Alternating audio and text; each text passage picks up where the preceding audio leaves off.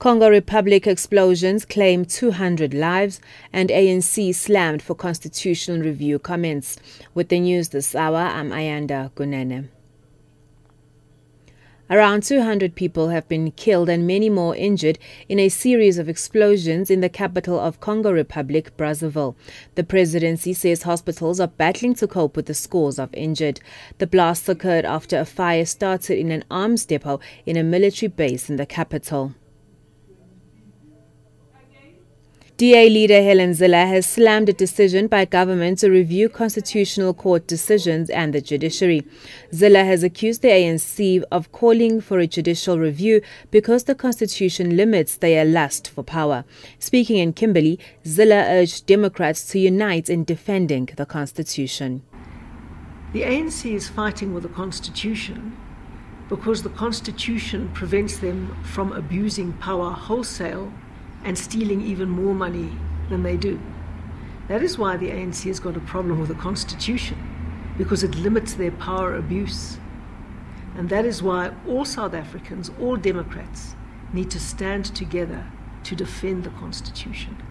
And we need to show how the Constitution promotes redress, promotes reconciliation, promotes diversity, and that the ANC wants to change the Constitution because it wants to protect its leaders' rights to steal and abuse power without having to face the courts.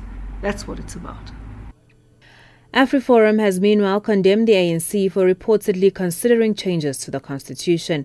The movement says the ANC is a dishonest party, apparently prepared to break agreements reached during constitutional negotiations without batting an eyelid. The ANC is reportedly considering dramatic changes to the constitution, which include doing away with sunset clauses and adjusting the powers of the Reserve Bank and provinces. Labour union SATAU has encouraged members working for the passenger rail agency to return to work tomorrow.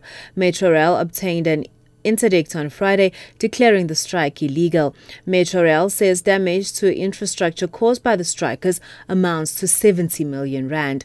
SATAU President Ephraim Pahlele. We subsequently then resolved with our members that they should be returning back to work tomorrow. Of course, we would be returning back to work pending the finalization of that labor court process. We won't disregard the rulings of the court. We are the law-abiding citizens of the Republic. We won't disregard the rulings of the court. It is for that reason that we decided to return to work tomorrow. The disbanded ANC Youth League in KwaZulu-Natal has come out strongly against expelled ANC President Julius Malema, calling him a dictator. Provincial Deputy Secretary Siboniso Duma says they applaud disciplinary sanctions against Malema while fixing their eyes on a potential candidate to replace him.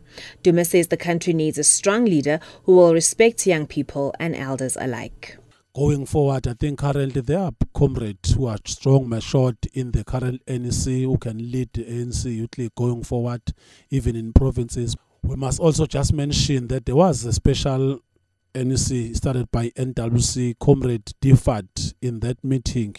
That comrade Julius Malema has been just spreading rumors that he wants to resign. He can resign to the ANC, has been offering that he can resign as the president. He still wants to command because he's just a dictator who just don't want to leave the position. But the NEC is still meeting today.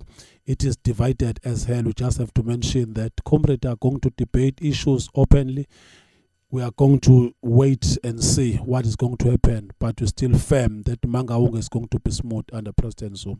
Categorically, we must just clarify that the leadership of ANC under Jacob Zuma, his president, it has grown quantitative and qualitative in terms of programs and in terms of numbers. It has just reached the millions.